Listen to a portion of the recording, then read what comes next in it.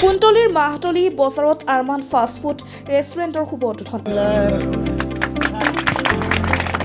কামৰূপ জিলাৰ কুন্তলীৰ মাহতলী বজাৰত আজি মুকলি কৰে এখন দৃষ্টিনন্দন ৰেষ্টুৰেণ্টৰ। আৰমান ফাষ্ট ফুড ৰেষ্টুৰেণ্ট নামৰ এই ৰেষ্টুৰেণ্টখনৰ শুভ উদ্বোধন কৰে মাহতলী গাঁও পঞ্চায়তৰ প্ৰাক্তন সভাপতি তথা মাহতলী বজাৰ পৰিচালনা সমিতিৰ সভাপতি জাহিদুল ইছলামে। মূলতঃ গ্ৰাহকক উন্নত মানদণ্ডৰে অৰ্ডাৰ অনুযায়ী ফাষ্টফুডৰ যোগান আৰু পৰিৱেশনৰ মহান উদ্দেশ্য আগত ৰাখি স্বত্বাধিকাৰী সৈনিক জহিৰুল ইছলামে এক দৃষ্টিনন্দন পৰিৱেশেৰে নিৰ্মাণ কৰিছে এই আটক ধুনীয়া ৰেষ্টুৰেণ্টখন।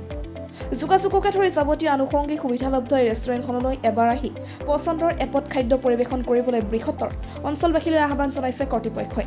আজিৰ এই উদ্বোধনী অনুষ্ঠানত কুন্তলী উচ্চতৰ মাধ্যমিক বিদ্যালয়ৰ সহশিক্ষক আহমদ উল্লাহ চৌধুৰী, মাহতলী বজাৰ পৰিচালনা সমিতিৰ সম্পাদক দুষ্ট খলিলুৰ ৰহমান, কুন্তলী সমবায়ী সমিতিৰ সভাপতি আব্দুৰ ৰছিদ, কুন্তলী উন্নয়ন কমিটিৰ সম্পাদক গোচাৰ হুছেইন, মাহতলী বজাৰ ক্লাবৰ সভাপতি ছফিকুল হক চৌধুৰীৰ লগতে অঞ্চলস্থ গণমান্য লোকসকল উপস্থিত থাকে। শেষত উদ্বোধনী অনুষ্ঠানত মাহতলী বজাৰ জামে মছজিদৰ ইমাম হাফিজ মৌলানা মেহবুব আলমে ৰেষ্টুৰেণ্টখনৰ সৰ্বাংগীন উন্নতি কামনাৰে মোনাজাত কৰে।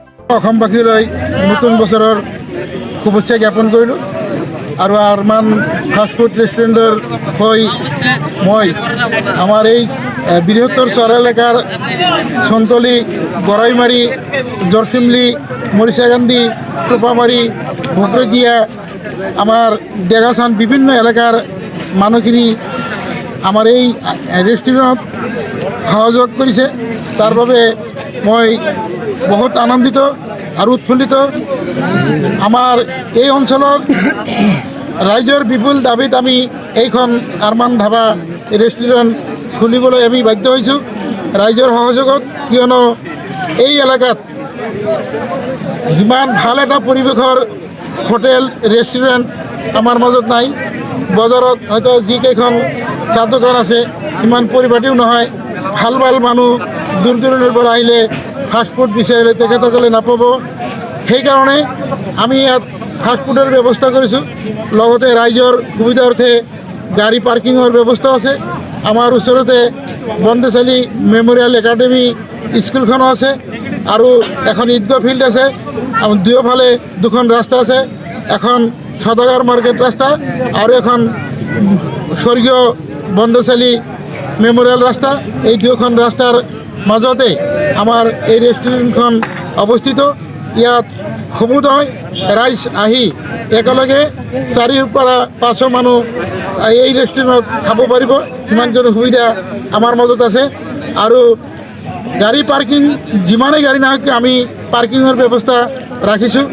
তেওঁলোকৰ খোৱা পানী, তেওঁলোকৰ শৌচাগাৰ, তেওঁলোকৰ পায়খানাৰ ব্যৱস্থা যিমান যি আছে আদি কৰি আমি সকলোখিনি ব্যৱস্থা ৰাইজৰ কাৰণে ইতিমধ্যে কৰি দিছোঁ।